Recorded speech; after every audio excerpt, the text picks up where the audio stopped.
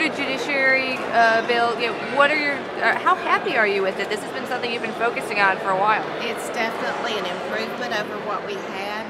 I think we've come a long way since we started this discussion.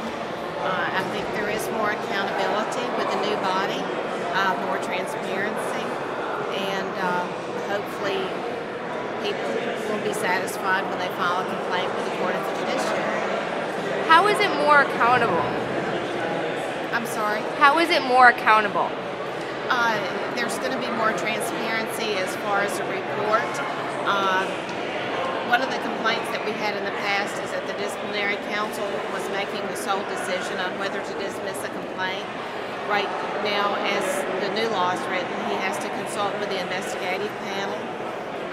There are some new guidelines on the investigative panel and the hearing panel as to only having one judge on those. There are more public members on that. They are appointed not by the Supreme Court, but by the judicial conferences and by the speakers of the House and the speakers of the Senate. So there's some substantial changes. A lot of people are going to see 16-member board, new name, just kind of maybe it's reorganizing. It's a reorganization, but the same thing, same problems as before. Well, and I know some people aren't going to be happy with it, but we're going to have to wait and see how it works. It sunsets in 2 years, or is up for renewal. And so at that time, we'll have to look at it and see. I think there's been enough, they've been in the limelight enough that we've seen many more disciplinary actions in the last year. And so people are just going to have to make them accountable. How long have you been working on this? Since about 2007. Okay, I was thinking as long as I've been up here. Well, that was the year that I filed the report card on judges.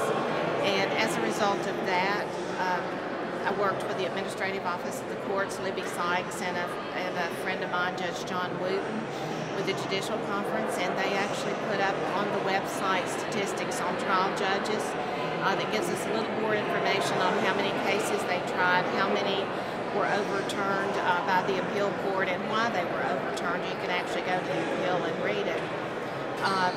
So it's caused a lot of things to happen with the judges in the last few years. As a result of, I feel like all of this discussion also, the Supreme Court has some rules that go into effect this year on recusal and misconduct that is, we're one of the first states to adopt those rules. So I commend the Supreme Court for adopting those rules, because recusal is one of the huge issues that we've heard about.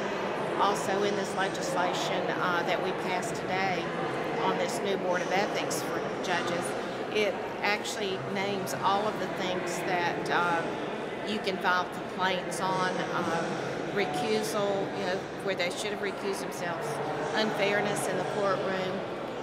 So I think it opens up the complaint process a lot wider than it was before for people to complain about judges.